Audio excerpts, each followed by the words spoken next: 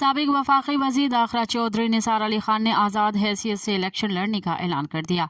रावलपिंडी टैक्सला में जलसे से खिताब करते हुए चौधरी निसार ने कहा कि किसी पार्टी की दुम पकड़कर नहीं, अवाम की कंधों पर सवार होकर कौमी असम्बली जाना चाहता हूँ।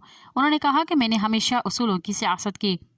इक़्तिदार या वजारत मेरे लिए कोई मायने नहीं रखते। किसी सियासी जमायत पर तनकीद करके वोट नहीं लूँगा, बल्कि आज़ाद हैसियत से इलेक्शन में हिस्सा लूँगा।